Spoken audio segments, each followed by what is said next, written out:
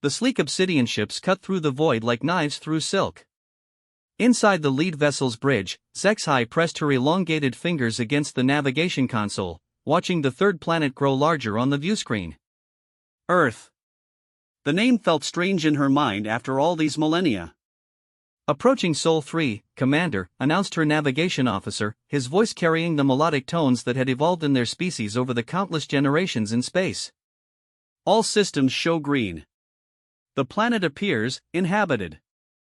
HFY's four eyes narrowed as she studied the display. City lights dotted the night side of the world like scattered diamonds. Radio frequencies filled their sensors with chatter in dozens of languages. Most surprising of all, massive orbital structures ringed the planet, their purpose unclear but their sophistication undeniable. "This cannot be correct," muttered Dr. Kolvac from his position at the science station. The elderly scholar's skin had taken on the pale blue hue that indicated deep concern among their kind. "According to our historical records, we left behind only primitive agriculturalists. Simple creatures who had barely discovered metals. The Velthani expedition had been planned for over 2,000 years. When their ancestors fled Earth 500,000 years ago, they had been the dominant species on the planet. The early humans had been nothing more than curious animals, occasionally stealing their tools or mimicking their behaviors from a safe distance. Cute, perhaps, but hardly worthy of serious consideration. Perhaps another species claimed the planet after our departure," suggested Lieutenant Yardis, though her tone lacked conviction. "The galaxy is full of expanding civilizations." Commander HFY studied the data streaming across her screens. The electromagnetic signatures, the architectural patterns visible from orbit, even the mathematical constants embedded in their transmissions, everything pointed to a single, impossible conclusion. "No," she said quietly. "These are humans. They have evolved." The bridge fell silent except for the soft humming of their ship's bioneural processors. The Velthani had spent 500,000 years wandering the galaxy, establishing colonies on 17 different worlds, advancing their technology to near godlike levels. They could manipulate matter at the quantum level, had unlocked the secrets of consciousness transfer, and had eliminated death itself through cellular regeneration technology. They had returned to Earth expecting to find their ancient homeworld empty, ready for reclamation. Instead, they found it thriving under the stewardship of creatures they remembered as barely sentient. "Commander, we're receiving a transmission," called the communications officer. It's directed at us specifically." "That's impossible," Dr. Kolvac protested. "Our ships use phased cloaking technology. Even our most advanced probes shouldn't be able to detect us at this range." "Put it through," HFY ordered, her curiosity overriding her caution. The main screen flickered, and, suddenly, they were looking at a human face. The creature was clearly ancient by their standards: gray hair, weathered skin, small organic eyes that somehow seemed to pierce through the screen directly into HFY's soul. "Greetings, travelers from the Velthani Confederation," the human said in perfect Velthani. His pronunciation was flawless, his grammar sophisticated. "My name is Dr. Elena Santos, though I suppose you might prefer the translation, observer of distant suns. We have been expecting your return." The bridge erupted in confused murmurs. How could these primitives know their language? How had they detected ships that should have been invisible? And, most disturbing of all, how had they known the Velthani would return? "I am Commander HFY of the exploration vessel Infinite Dream," she replied, struggling to maintain her composure. "You claim to have expected us?" Dr. Santos smiled, an expression that somehow managed to be both welcoming and deeply unsettling. "Commander, your people have been mentioned in our historical records for over 400,000 years. We have monuments to your civilization, fragments of your technology, even genetic samples from your time on Earth. Did you think we would forget our teachers?" "Teachers?" HFY's voice came out as barely a whisper. "Your ancestors were not the only intelligent species on Earth when you departed, Dr. Santos continued. You shared this world with us for nearly 100,000 years. We learned by watching you. We grew by studying the fragments you left behind. You may not have intended it, but you gave us the foundation for everything we became. Dr. Kolvac leaned forward, his scientific mind racing. Impossible. Our surveys showed humans possessed only the most rudimentary tool use. Fire, simple stone implements, basic social structures. Ah, Dr. Santos nodded knowingly. Yes, we were careful about that. Your people had a tendency to eliminate anything they perceived as competition. We learned very quickly to appear harmless in your presence. But we were always watching, always learning. The implications hit Zexhai like a physical blow. Humans had been intelligent during the Velthani occupation of Earth. They had deliberately hidden their capabilities, playing the role of primitive animals while secretly studying their supposed superiors. We have been preparing for this day for millennia, Dr. Santos continued. We know your technology, your biology, your psychology. We know why you left, the great plague that swept through your population, the fear that drove you to the stars. We also know why you've returned. Enlighten us, Zexhai said, her voice tight with barely controlled emotion. Your colonies are failing. Genetic drift, technological stagnation, the inevitable entropy that affects all closed systems. You need fresh genetic material, new ideas, a way to revitalize your civilization. You've come home hoping to find a clean slate, an empty world ready for recolonization. The accuracy of Dr. Santos's assessment was terrifying. The Velthani Confederation was indeed struggling. Despite their advanced technology, their population was declining. Birth rates had dropped to nearly zero on several colonies. Their once great civilization was slowly withering away. Instead, Dr. Santos said, spreading his hands, you find us. Your former pets, now grown into something you never expected. The question is, Commander, what do you intend to do about it? Before Zexhai could respond, her tactical officer's voice cut through the tension. Commander! I'm detecting massive energy signatures throughout the system. They're everywhere. New contacts appeared on the tactical display. Hundreds of them. Space stations hidden in asteroid belts, ships disguised as comets, defensive platforms that had been completely invisible just moments before. The entire solar system was fortified beyond anything the Velthani had ever encountered. As I said, Dr. Santos continued calmly, we have been preparing. Your stealth technology is impressive, but we developed quantum entanglement sensors 300 years ago. We've been tracking your approach since you entered our outer detection grid, approximately 6 months ago. 6 months? Lieutenant Yardis gasped. But, that's impossible. Our grid extends barely 3 light-years from Sol. Your grid, Dr. Santos corrected gently. Our detection network extends considerably farther than that. We have listening posts in 17 nearby systems, all connected through quantum communication arrays. We know about your staging areas in Alpha Centauri, your survey teams in Wolf 359, and your main fleet currently holding position in Proxima. The blood drained from Zexhai's face. The humans somehow knew about military secrets that even most Velthani citizens weren't aware of. Their entire invasion plan, for that's what it truly was, though they'd couched it in terms of reclamation, had been completely transparent to these former primitives. We could have destroyed your ships months ago, Dr. Santos said, his tone remaining conversational despite the horrifying implications of his words. Our weaponry has advanced considerably since your departure. But we chose not to. Do you know why? Zexhai shook her head, not trusting her voice. Because we remember what you gave us. The gift of knowledge, even if it was unintended. We owe you a debt, and humanity always pays its debts. He paused, studying something off-screen. Your people are suffering, aren't they? The genetic bottlenecks, the cultural stagnation, the slow dying of your civilization?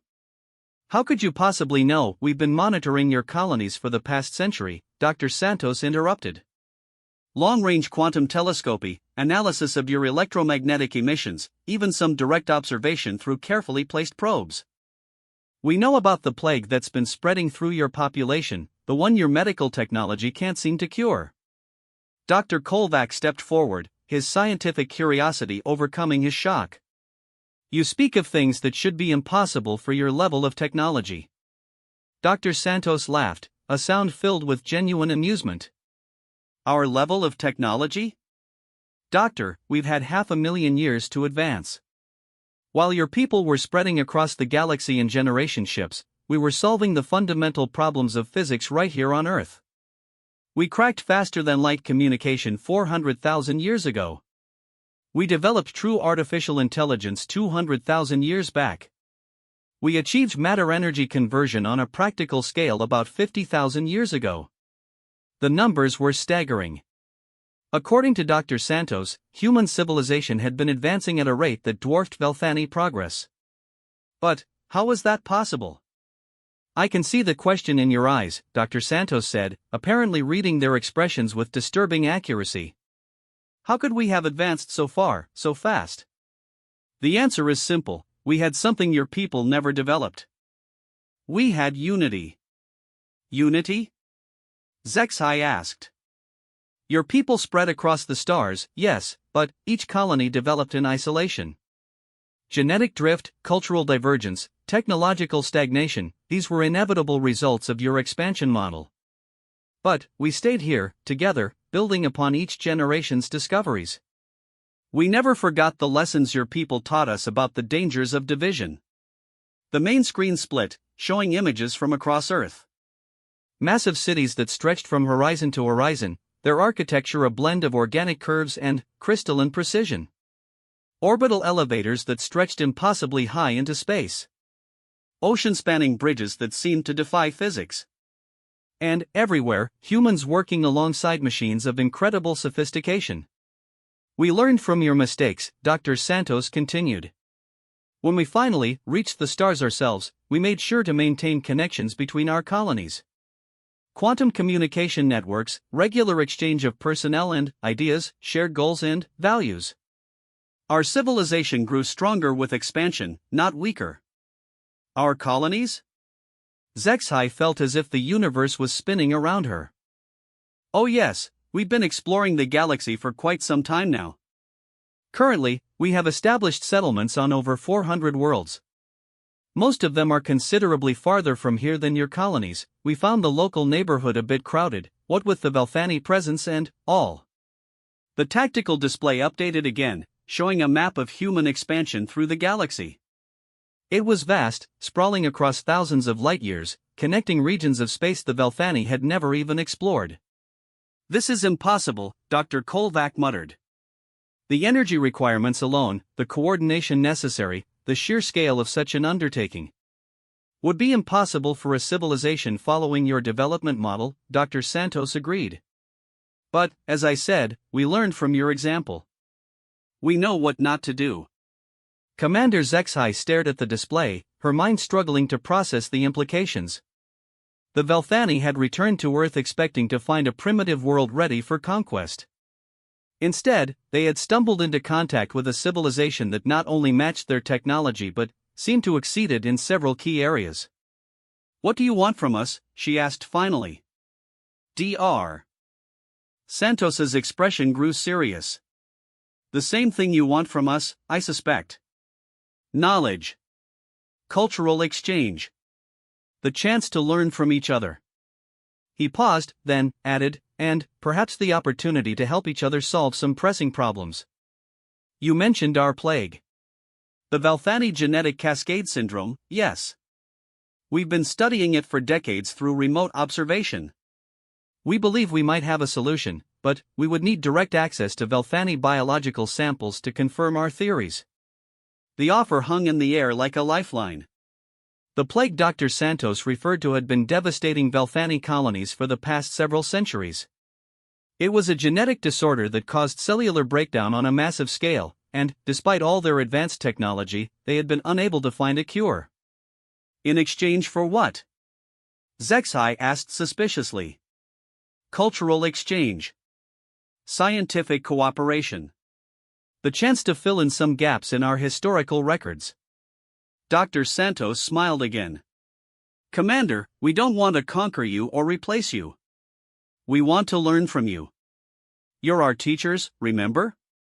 Even after all this time, there's still much we can learn from the Velthani. And, if we refuse? Then, you're free to leave, Dr. Santos replied simply. We have no interest in holding you against your will. Though I should mention that returning to your colonies without a solution to the plague problem probably condemns your species to extinction within the next few thousand years. The brutal honesty of the statement hit home. The Valthani were dying, slowly but inexorably. They had hoped that returning to Earth would provide them with a fresh start, new genetic material, maybe even primitive slaves to revitalize their stagnant civilization. Instead, they had found their former students had become their potential saviors. I need to consult with my superiors, Zexai said finally. Of course. Take all the time you need. We've waited 500,000 years for this reunion, we can wait a little longer. Dr. Santos paused, then added, "Oh, and, Commander? You might want to inform your fleet in Proxima that we're aware of their position.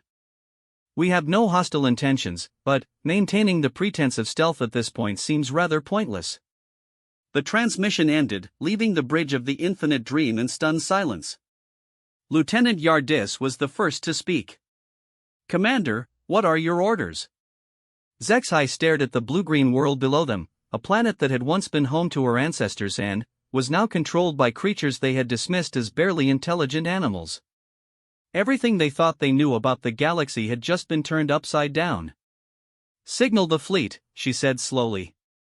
"Inform them that the situation has become more complex than anticipated." As her crew rushed to carry out her orders, Zexai found herself wondering what other surprises humanity might have in store for them. 500,000 years was a long time for a species to evolve and develop. What else had humans learned in their absence? What other capabilities were they hiding?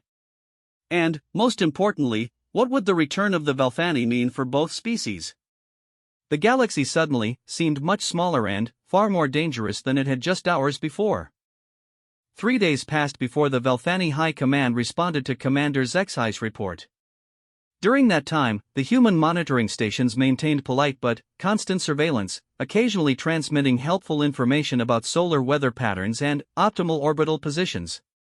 It was a demonstration of capability disguised as courtesy, and everyone involved knew it. When the response finally came through the quantum relay, it carried the personal seal of Supreme Admiral Dilek himself. Zexai had served under the Admiral during the Rigel expansion and knew him to be a pragmatic leader, but even pragmatists had limits.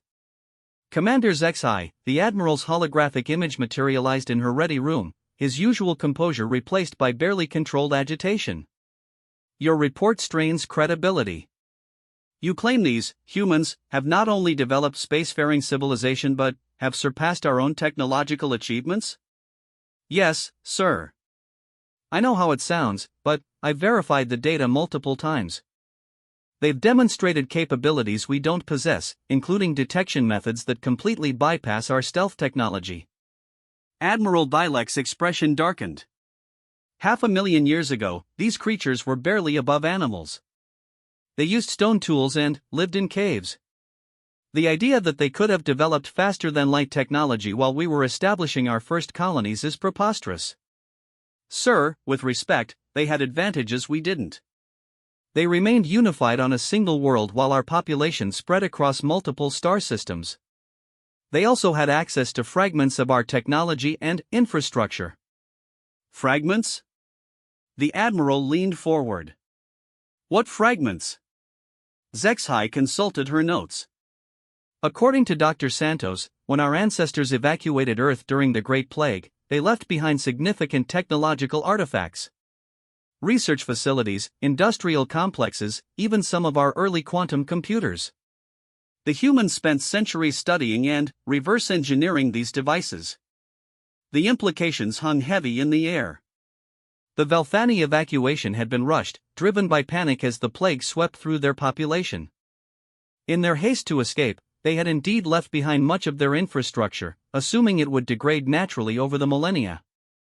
"Admiral," Zexai continued, "they're offering to help us solve the Cascade Syndrome. They claim to have developed treatments that could halt the genetic degradation in our colonies." "At what cost?" "Cultural and scientific exchange. They want to study our current technology and share their own advances." They've also requested access to our historical archives from before the Great Evacuation. Admiral Bilek was quiet for a long moment. The Cascade Syndrome was indeed spreading through their colonies faster than their medical technology could contain it. Colony 7 had already lost 30% of its population. Colony 12 was under strict quarantine. If these humans truly possessed a cure. I'm dispatching the diplomatic corps-ship Harmony of Minds to your location, the Admiral said finally.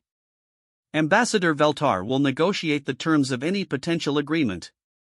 Until then, you are to maintain your current position and avoid any actions that might be construed as hostile.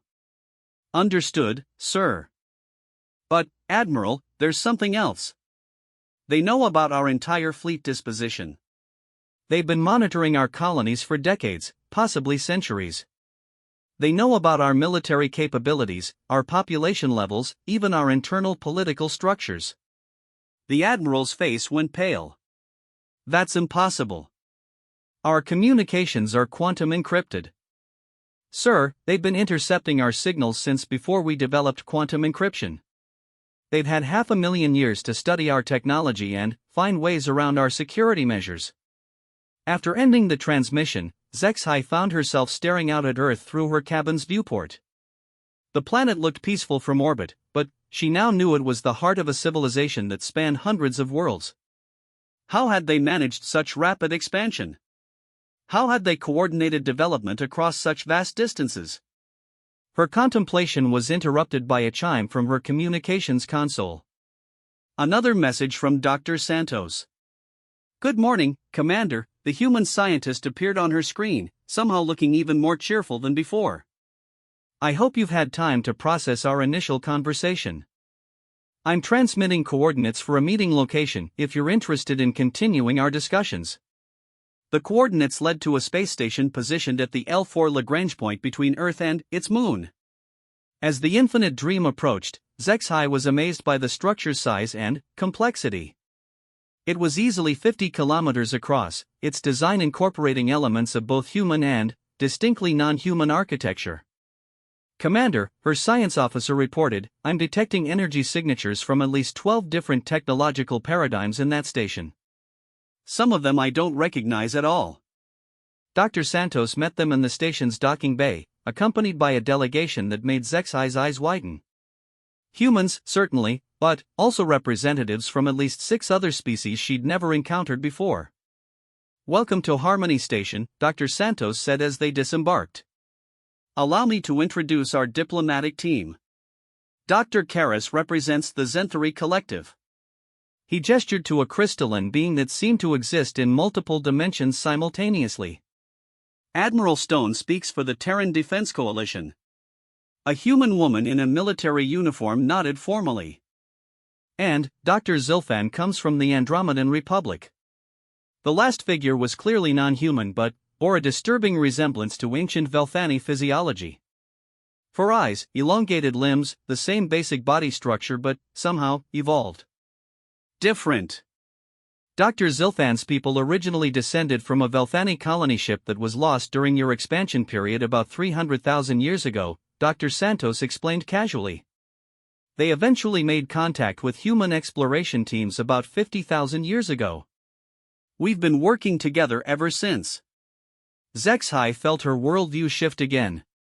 Not only had humans developed their own interstellar civilization, they had also encountered and integrated lost Velthani colonies that the Confederation hadn't even known still existed.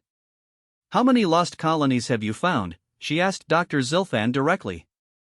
17 confirmed settlements, the evolved Velthani replied in a dialect that was archaic but recognizable. Most had developed along different evolutionary paths due to local environmental pressures. Some had maintained technology, others had regressed to pre-industrial levels.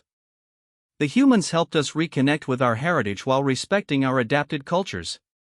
The meeting room they were led to was a marvel of engineering, with gravity fields adjusted for each species present. The walls displayed real-time imagery from dozens of worlds, creating the impression of sitting in space itself. "Let's address the primary concern first," Dr. Santos began once everyone was seated. "The Cascade Syndrome affecting your colonies. We've been studying this condition through long-range observation and analysis of refugee populations. Refugee populations? Zexhai interrupted. Dr. Zilfan leaned forward.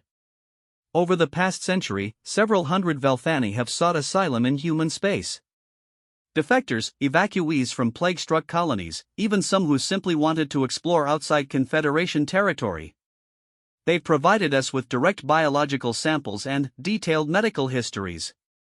The revelation that Velthani citizens had been defecting to human space was yet another shock. The Confederation's leaders had always assumed their society was superior to anything else in the galaxy.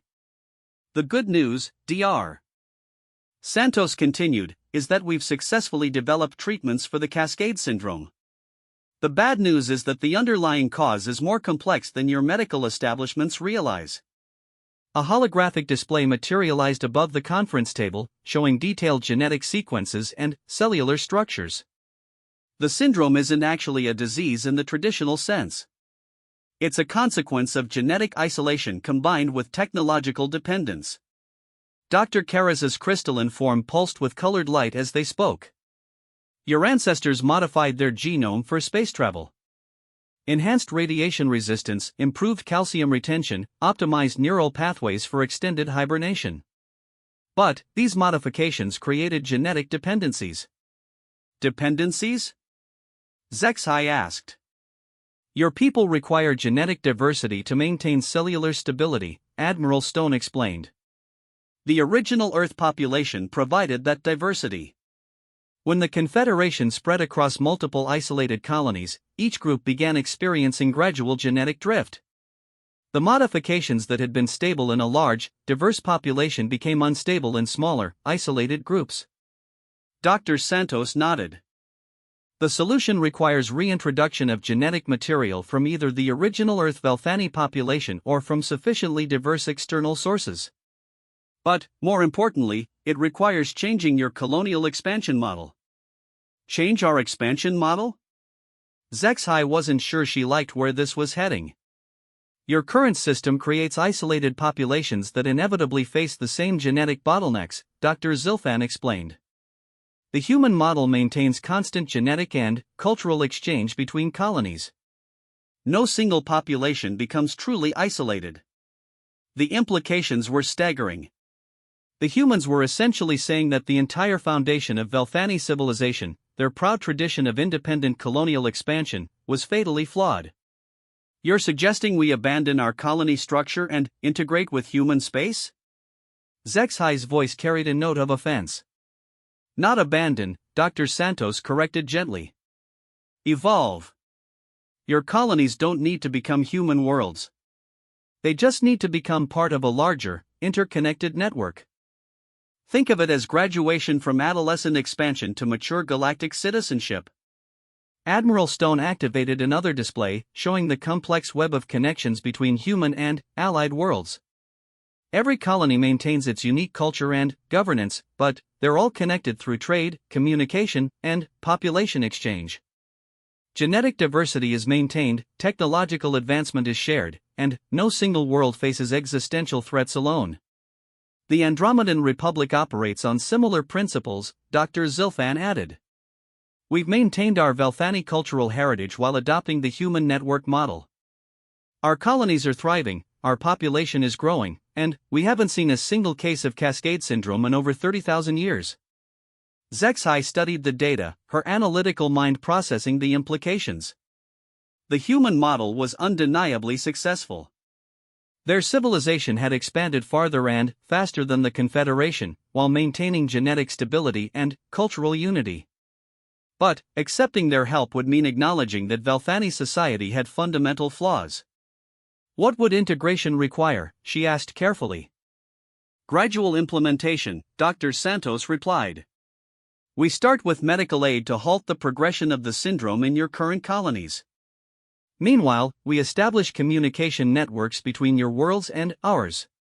Cultural exchange programs, scientific cooperation, gradual reduction of the isolation barriers that created the problem in the first place. And our sovereignty remains intact. The human model isn't about conquest or assimilation. It's about connection. Each world maintains its own government, its own laws, its own cultural identity. But they're all part of something larger. Dr. Karras pulsed with what their species used to indicate agreement. The Zenthari faced similar challenges 12,000 years ago. Integration with the human network allowed us to maintain our unique quantum consciousness culture while gaining access to technologies and resources that would have taken us millennia to develop independently. The discussion continued for hours, covering technical details, cultural concerns, and logistical challenges. Throughout it all, Zexai found herself increasingly impressed by the sophistication of the human approach. They had clearly thought through every aspect of interspecies cooperation. "There is one condition," Admiral Stone said as the formal session wound down. "The human network has strict policies regarding aggressive expansion and territorial conquest. Any civilization that joins our network must agree to resolve conflicts through negotiation and mutual benefit rather than force." You're asking us to abandon military conquest entirely? "We're asking you to evolve beyond the need for it," Dr. Santos replied. "When resources and knowledge are shared freely throughout the network, there's no need to fight for them. When genetic diversity is maintained through voluntary exchange, there's no need to capture breeding populations. When technology advances through cooperation rather than competition, everyone benefits." Zexai realized she was witnessing the description of a post-scarcity civilization. The humans had apparently solved the fundamental resource conflicts that had driven Velthani expansion for millennia. "I'll need to report back to my superiors," she said finally. "Of course. Take all the time you need. In the meantime, we'll begin preparing medical supplies for your colonies. Even if the Confederation chooses not to join the network immediately, we won't stand by while people suffer from a treatable condition."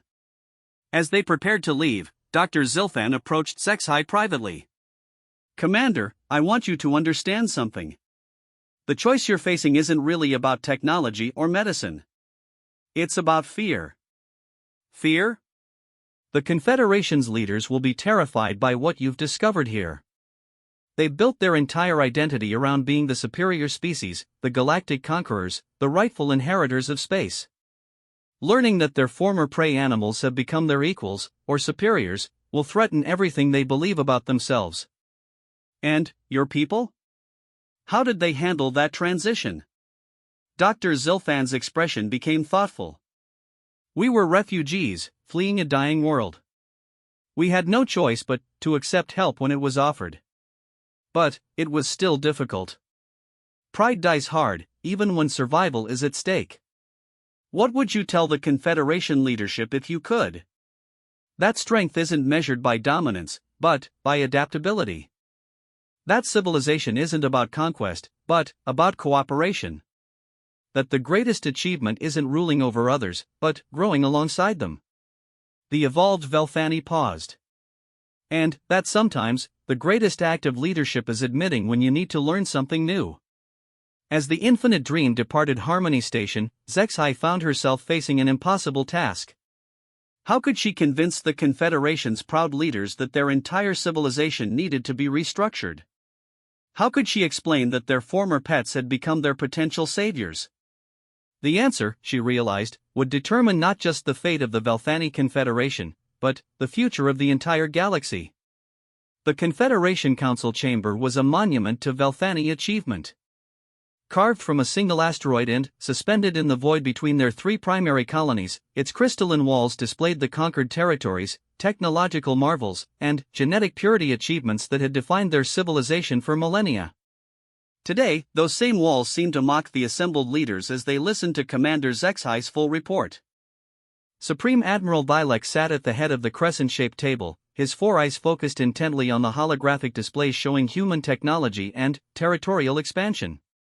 Around him, the 12 members of the High Council shifted uncomfortably as the scope of humanity's development became clear. "You're telling us," said Counselor Mexran, her voice tight with disbelief, "that these animals we left behind have not only achieved spaceflight but have established an empire larger than our own?" "More than that," Zexai replied, maintaining her composure despite the skeptical atmosphere. "They've created a collaborative network that spans over 400 worlds and includes multiple species. Some of those species are evolved Velthani colonies that we lost contact with centuries ago. Counselor Veldak, the eldest member of the council, leaned forward. Impossible. We would have detected such an expansion. Our long-range sensors would have identified Velthani genetic signatures. They've been deliberately avoiding our space, Zexai explained. According to their records, they've known about our colonial locations for over a century. They've been expanding around us, leaving our territories untouched. Why would they do that? Admiral Dilek asked. They claim it's out of respect for our privacy and to avoid potential conflicts. They wanted to establish their network without threatening us. The council erupted in heated discussions. Some members argued that human restraint proved their weakness, while others worried it demonstrated dangerous strategic thinking. Through it all, Admiral Dilek remained silent, studying the data with growing concern. The medical technology they've offered, Zexai continued once the chamber quieted, it works. I've seen the data from the Andromedan Republic colonies. Cascade syndrome cases dropped to zero within 2 generations of implementing their treatment protocols. Counselor Nethlis, head of the medical directorate, spoke up. And the cost of these treatments? Cultural exchange and gradual integration into their communication network. They're not demanding political submission or territorial concessions. They want to share knowledge and maintain contact between our civilizations. Naive, scoffed Counselor Kekstar from the military directorate. No species offers aid without expecting something in return. They want us dependent on their technology, weakened by integration with inferior cultures. Counselor, Zexai said carefully, I've reviewed their expansion history. When they encounter new species, they offer membership in their network as equals. They don't conquer or subjugate. They integrate and strengthen. Because they're weak, Kekstar insisted. True strength comes from dominance, not cooperation. These humans may have advanced technology, but they lack the will to use it properly. Admiral Dilek finally spoke. Commander Zexai, in your assessment, could we defeat human forces in direct conflict? The question hung in the air like a weapon. Zexai had hoped to avoid this topic, but she knew evasion would only make things worse. No, sir. Based on their demonstrated capabilities, a military conflict would be catastrophic for us. They have superior detection technology, more advanced weapons systems, and a defensive network that spans their entire territory. More importantly, they have numerical superiority and alliance support from multiple species. Then, we have no choice but to accept their terms, Counselor Mekshran concluded. That's not necessarily true, Admiral Dilek said slowly. Commander, you mentioned they've been deliberately avoiding our space. That suggests they're concerned about our military capabilities. Sir, with respect, I believe their avoidance stems from a desire to prevent unnecessary conflict, not from fear of our forces. Perhaps. But it also means they haven't tested their defenses against our weapons. Our quantum disruptors, our temporal manipulation devices, our consciousness transfer weapons, do they have defenses against technologies they've never encountered? Zexai felt a chill run through her body. Admiral, you're not suggesting. I'm suggesting we need more information before making any decisions. The humans claim superiority, but claims and reality don't always align. Counselor Kekstar nodded enthusiastically. A limited probe could test their capabilities without committing to full conflict. A few surgical strikes against isolated targets to assess their response time and defensive measures. That would be an act of war, Zexai protested. They've offered peaceful cooperation and medical aid for our dying colonies. They've offered subjugation disguised as cooperation, Kekstar corrected. True Velthani don't bow to former prey animals, regardless of their current technological level.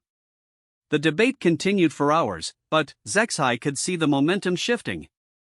Fear and pride were driving the council toward a decision that would likely doom both civilizations. The humans had offered partnership, the Velthani were planning to respond with violence. During a recess, Admiral Dilek approached her privately. Commander, I can see you disagree with the council's direction.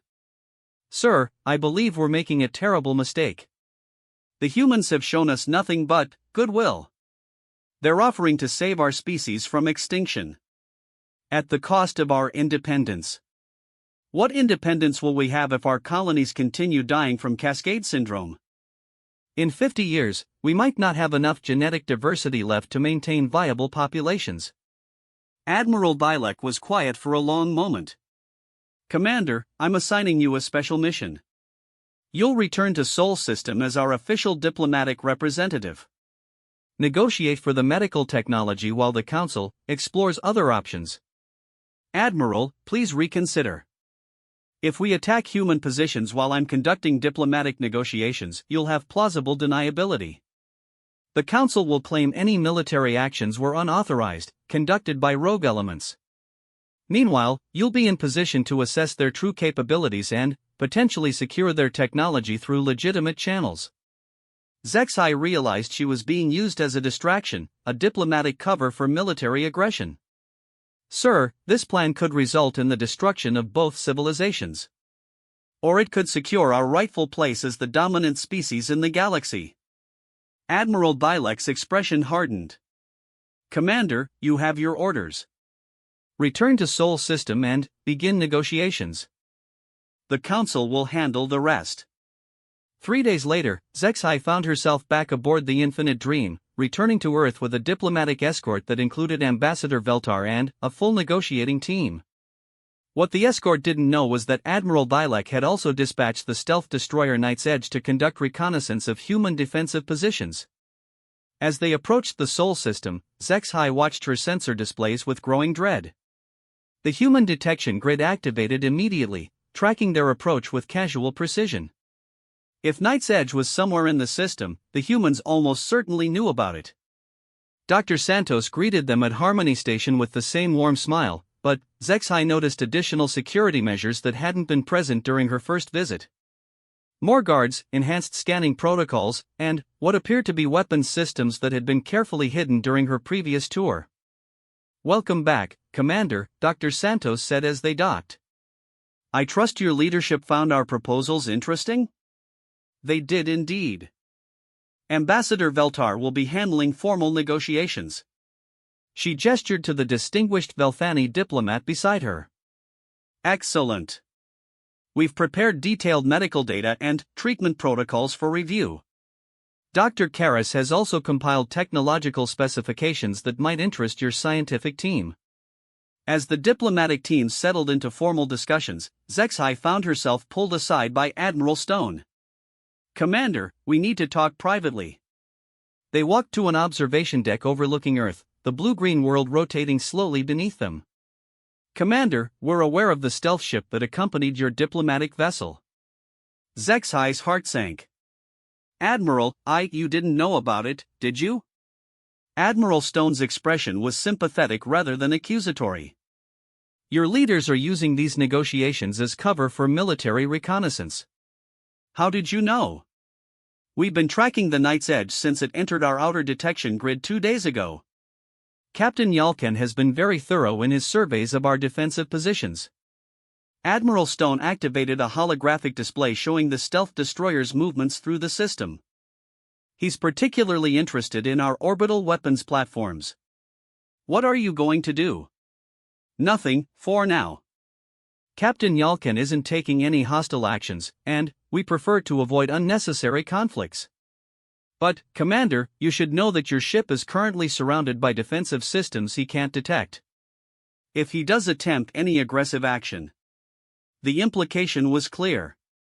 The humans were letting the Velthani spy on them while maintaining the capability to eliminate the threat instantly. "Why are you telling me this?"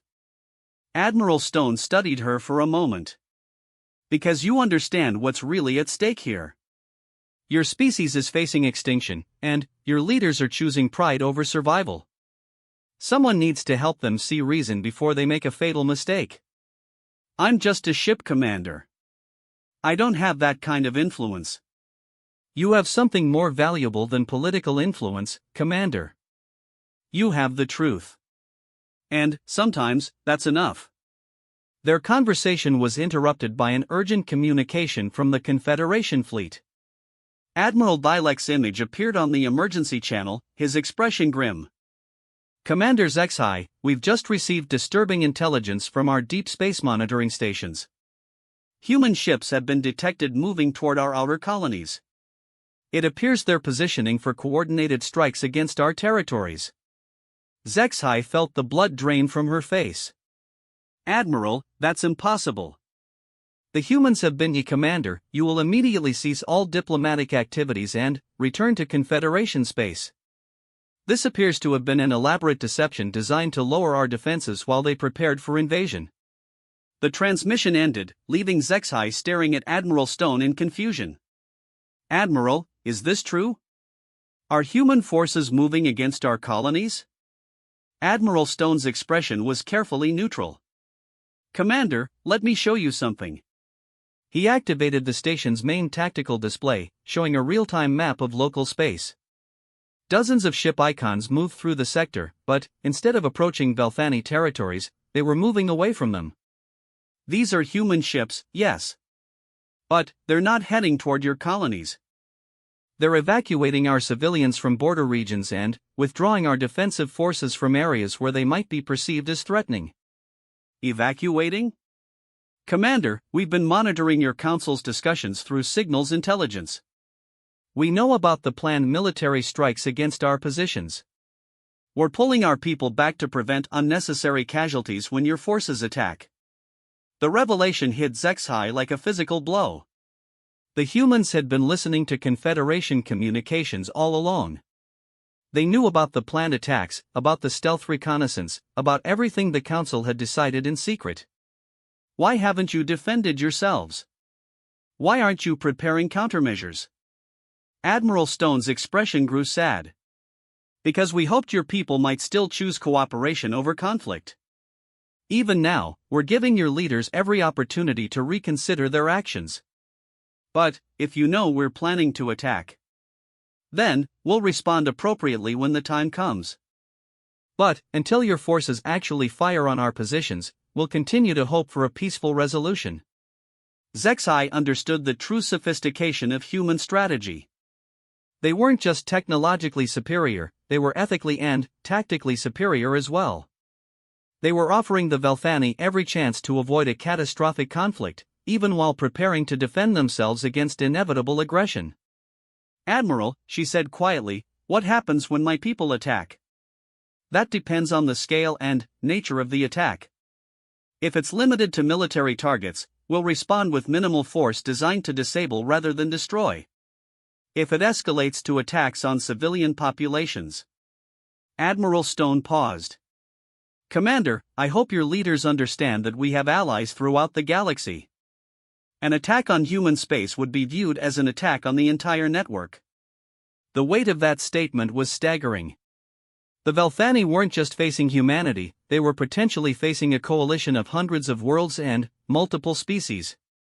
I have to warn them, HFY said desperately. I have to make them understand what they're walking into. You can try, Commander. But, based on our analysis of Confederation leadership psychology, they're likely to interpret any warning as evidence of human weakness or deception. HFY knew Admiral Stone was right. The Council's pride and fear would blind them to the reality of their situation. They would see human restraint as cowardice and interpret offers of peace as admissions of weakness. As she prepared to return to Confederation space, HFY realized she was carrying more than diplomatic intelligence. She was carrying the knowledge that her people were about to make the greatest mistake in their species' history. The question was whether anyone would listen before it was too late. The war began at 1432 Galactic Standard Time on a Tuesday. Commander HFY was still 3 days out from Confederation space when the first reports reached her through the emergency communication network. Admiral Kekstar's strike force had launched simultaneous attacks on 5 human outposts, using their most advanced quantum disruptors and temporal manipulation weapons. The attacks had lasted exactly 17 minutes. Commander, her communications officer reported, his voice shaking, I'm receiving automated distress beacons from Admiral Kekstar's fleet. All ships are reporting catastrophic damage and requesting immediate evacuation. That's impossible, HFY replied, though her heart was already sinking. Those were our most advanced warships, equipped with technology the humans had never encountered. Ma'am, I'm also picking up a general broadcast from human space. Should I put it through? HFY nodded, dreading what she was about to see.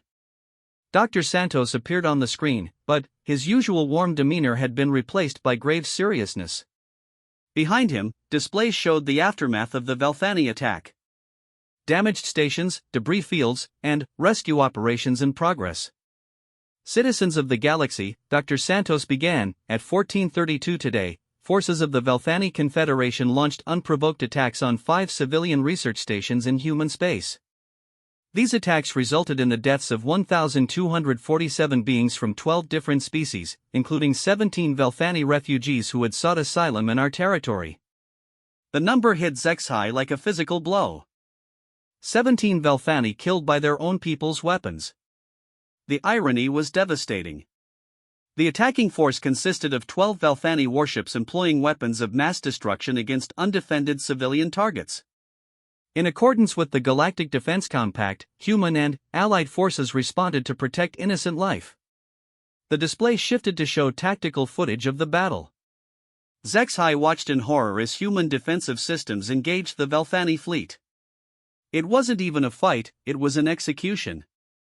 Energy barriers that the Velthani had never seen before deflected their quantum disruptors.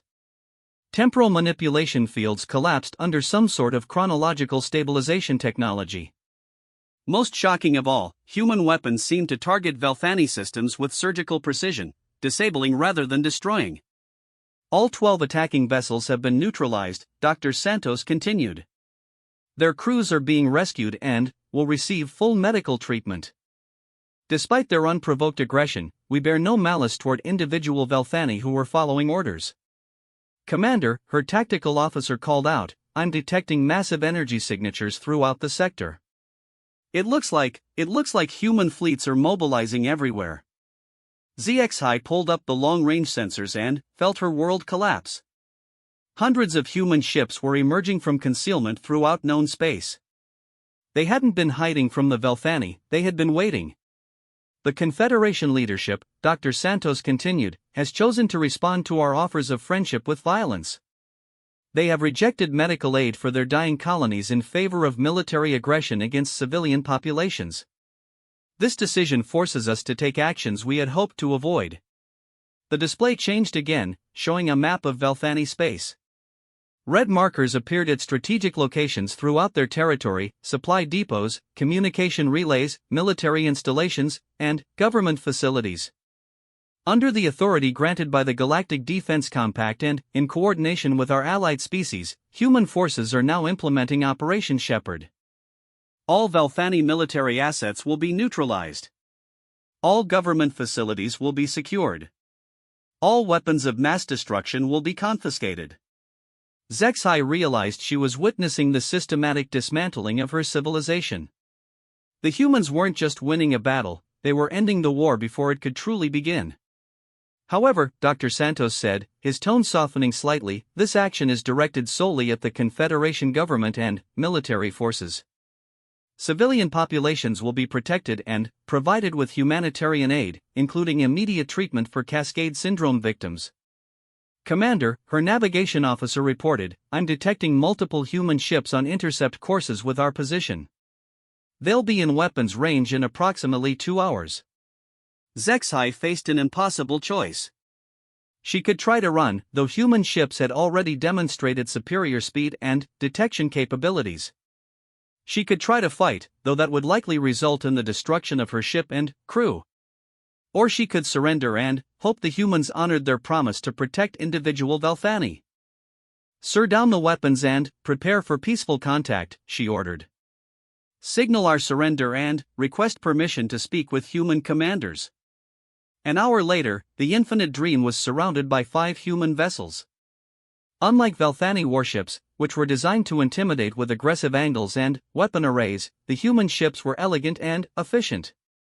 They looked more like exploration vessels than instruments of war, but HFY had learned not to underestimate human capabilities. Commander HFY, a new voice came through their communications. This is Captain Sarah Chin of the human vessel Peaceful Resolution. We're prepared to accept your surrender and guarantee the safety of your crew. Captain Chen, I formally surrender my vessel and crew to human authority. I request permission to speak with your leadership regarding the current situation. Permission granted, Commander. We're also prepared to offer you a choice. A choice? You can be transported to a neutral facility where you'll be held as a prisoner of war until hostilities cease. Alternatively, you can accept temporary asylum in human space and assist with diplomatic efforts to end this conflict. The offer was unexpected. Even in defeat, the humans were providing options rather than simply imposing their will. I would like to help end the conflict if possible. Excellent. Please prepare to transfer to the peaceful resolution. Dr. Santos is en route and should arrive within 6 hours. As Zexai prepared to leave her ship, possibly forever, she found herself thinking about the path that had led to this moment. The Velthani had returned to Earth expecting to find a primitive world ready for conquest. Instead, they had encountered their former students, who had grown beyond anything they could have imagined. The tragedy wasn't just that the Confederation had chosen war over cooperation. The real tragedy was that humanity had offered them a path to survival and growth, and pride had led them to reject it. Aboard the peaceful resolution, Zexai was treated more like a guest than a prisoner. Captain Chen was a middle-aged human with graying hair and kind eyes who spoke fluent Velthani and seemed genuinely concerned about ending the conflict quickly. Commander, I want you to understand the scope of what's happening, Captain Chen said as they sat in her ready room. Operation Shepherd involves over 800 human and allied vessels. We're simultaneously neutralizing every significant Velthani military asset in known space. How long have you been planning this? About 300 years. We always hoped it wouldn't be necessary, but we learned long ago that hope without preparation is just wishful thinking. Captain Chen activated a holographic display showing real-time updates from across Velthani space. Zexai watched in fascination and horror as her civilization's military infrastructure was systematically dismantled with minimal casualties. Your quantum communication networks have been disrupted but not destroyed. We want your civilian populations to remain in contact with each other and with us. Your military command structure is being isolated and contained, but, again, we're avoiding unnecessary casualties. What about our colonies? The ones dying from Cascade Syndrome? Medical teams are already en route to all affected worlds. Treatment will begin within hours, regardless of the political situation. Disease doesn't wait for diplomacy. The efficiency of the human response was breathtaking. They had prepared not just for military victory, but for the immediate humanitarian crisis that would follow. They were conquering the Velthani while simultaneously saving them. Captain, what happens to the Confederation after this? That depends largely on your leadership's response over the next few hours. If they accept the new reality and agree to negotiate, we can begin the process of peaceful integration. If they choose to continue fighting. Captain Chen paused. Commander, your people have maybe 6 hours of organized resistance left. After that, it becomes a choice between surrender and annihilation. A priority communication interrupted their conversation. Admiral Dilek's image appeared on the screen, transmitted from the heavily defended Confederation capital station. Human forces, the Admiral said, his proud demeanor cracking slightly. This is Admiral Dilek of the Velthani Confederation Defense Command. We demand the immediate cessation of hostilities and withdrawal of all human forces from Confederation space. Captain Chen activated the return transmission. Admiral, this is Captain Chen of the Human Defense Coalition. We're prepared to discuss terms for ending this conflict, but we cannot withdraw while Velthani forces continue to pose a threat to civilian populations. You dare make demands of us? We are the rightful inheritors of the galaxy, not you. We will never bow to former prey animals. Zexai closed her eyes in despair.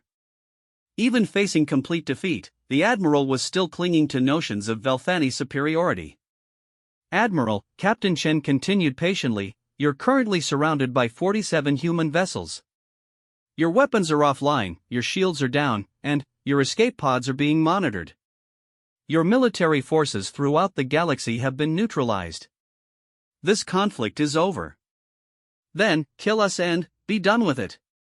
The Velthani will never accept subjugation. Admiral, nobody is asking you to accept subjugation. We're offering partnership in a galactic community based on mutual respect and cooperation.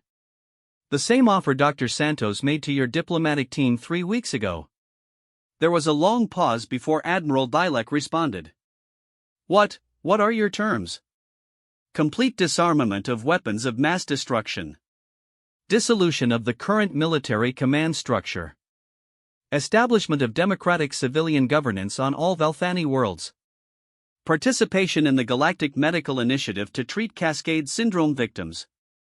And gradual integration into the Interstellar Communication and Cooperation Network. And, in return, medical aid for your dying populations. Technological assistance to improve living conditions on your worlds. Full protection under the Galactic Defense Compact. And equal representation in the Interstellar Council. Zexhai couldn't believe what she was hearing. Even after unprovoked Velthani aggression, the humans were offering essentially the same deal they had proposed during peaceful negotiations. They wanted partnership, not conquest. Admiral Dilek was silent for several minutes. I need to consult with the Council. You have 2 hours, Admiral. After that, we'll begin implementing our terms unilaterally. When the transmission ended, Zexhai found herself staring at Captain Chen in amazement. You're really going to let them choose? Commander, we learned long ago that lasting peace can't be imposed through force alone. It has to be chosen. We've demonstrated that resistance is futile, but we'd prefer cooperation to be voluntary. And, if they refuse? Captain Chen's expression grew sad. Then, we'll do what we must to protect innocent life, both Velthani and otherwise. But, I hope it doesn't come to that. As they waited for the Confederation's response, Zexhai reflected on the strange course of events. Humanity had evolved from the primitive creatures her ancestors remembered into something unprecedented, a civilization capable of overwhelming force that chose to exercise restraint. The question now was whether the Velthani leadership could swallow their pride long enough to accept salvation from their former students. 2 hours later, they got their answer.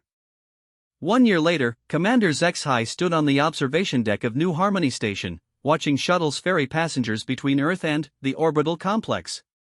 The station had been built in the months following the Confederation's surrender, a joint project between human and Velthani engineers that served as both a symbol of cooperation and a practical center for ongoing integration efforts.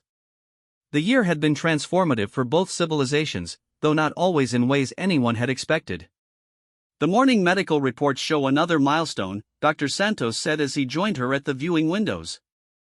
The human scientist had aged visibly during the intensive year of post-war reconstruction, but his optimism remained undiminished.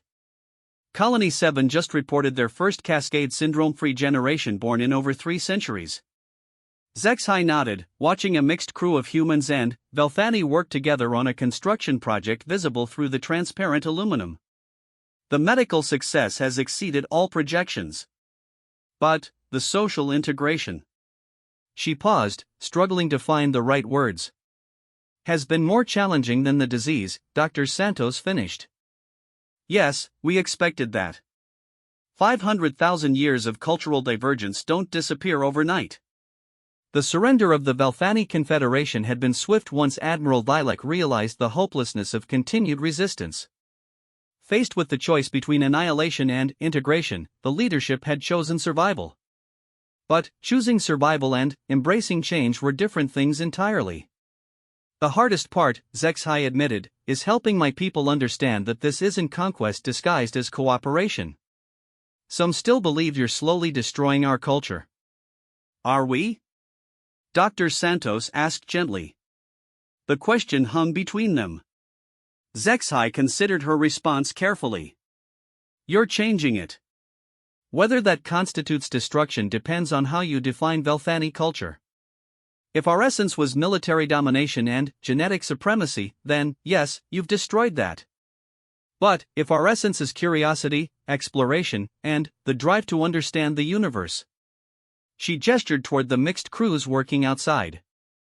Then, maybe you've helped us find ourselves again. A chime from the station's communication system interrupted their conversation. Commander Zexhai to the diplomatic sector, Priority 1. They made their way through corridors that would have been impossible to imagine a year before. Velthani architecture blended seamlessly with human design principles, creating spaces that felt familiar to both species.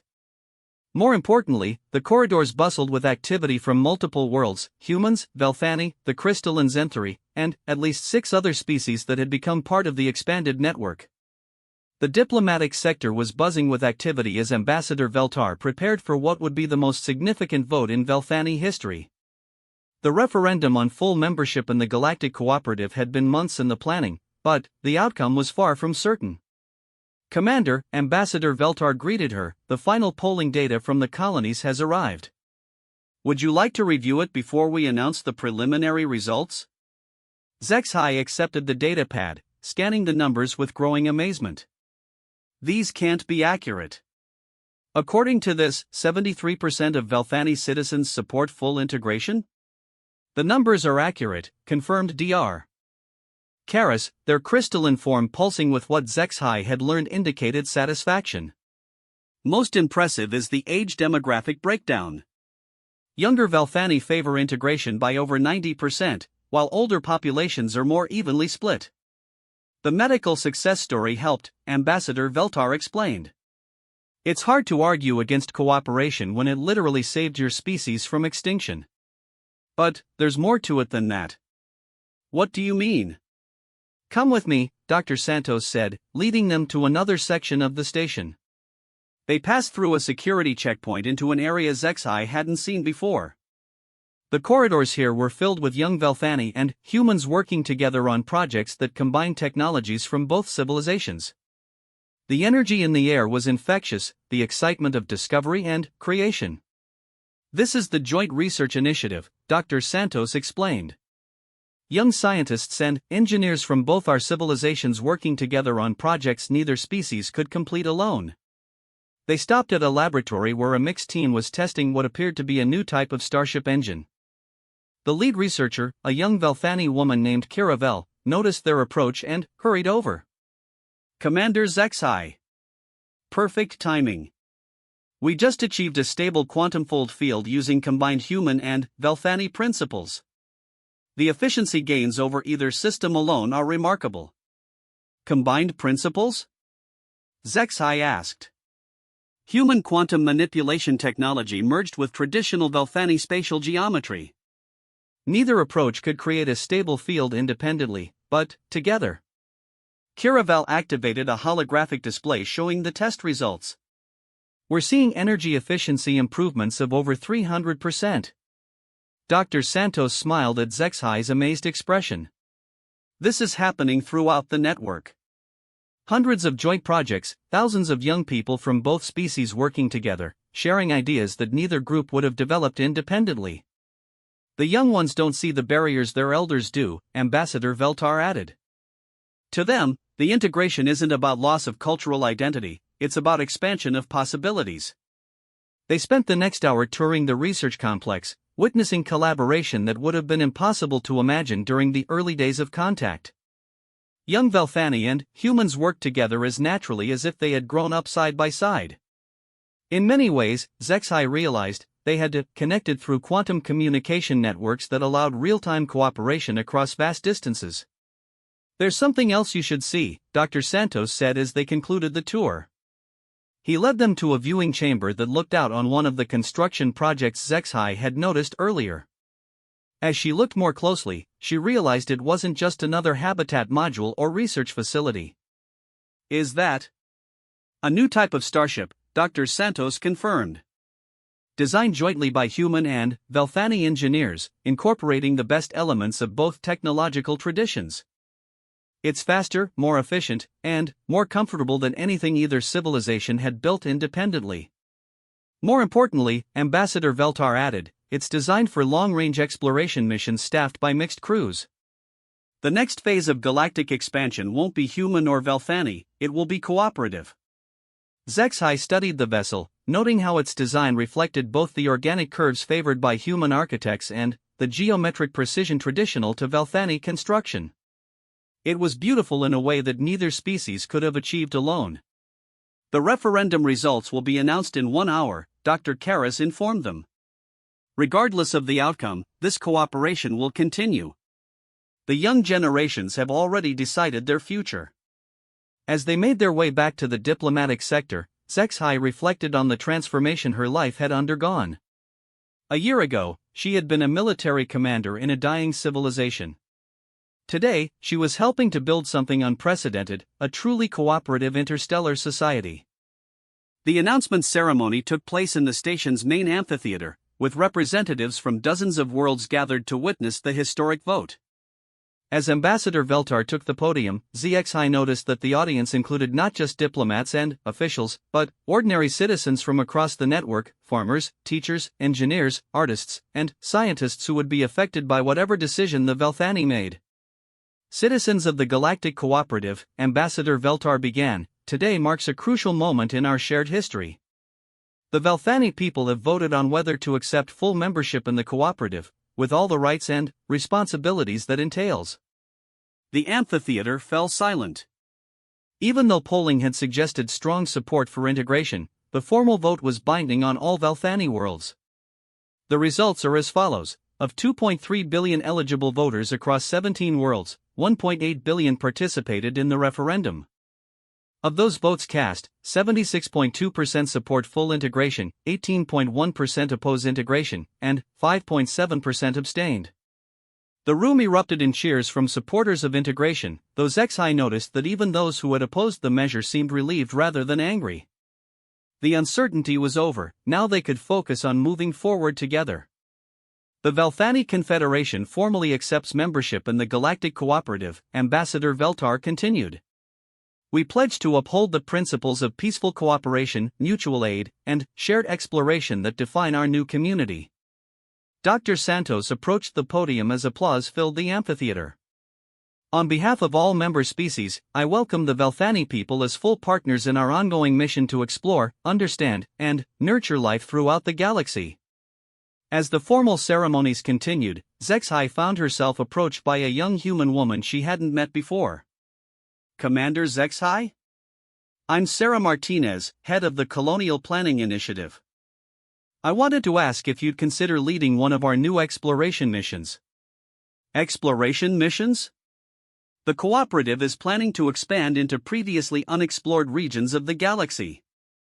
We need experienced commanders who understand both human and Velthani approaches to space exploration. Zexhai considered the offer. What kind of mission? Long-range survey and first contact protocols. There are entire spiral arms we haven't explored yet, potentially dozens of new civilizations to encounter. We want to make sure our first contact procedures avoid the mistakes of the past. The irony wasn't lost on Zexhai. The Velthani had first encountered humanity as primitive creatures barely capable of using tools.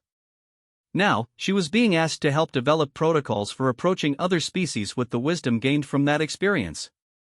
I would be honored to contribute to such missions, she said. 6 months later, Commander Zexhai stood on the bridge of the exploration vessel Harmony's Voice, watching an unknown star system grow larger on their view screens. The ship's mixed crew of humans, Velthani, and Zenthri worked together with an efficiency that would have amazed both civilizations just 2 years before. Commander, her human science officer reported, we're detecting artificial energy signatures from the fourth planet. Electromagnetic patterns suggest an early industrial civilization. Any signs of spacefaring capability? Negative, ma'am. Looks like they're about a century away from achieving orbit, assuming standard development patterns.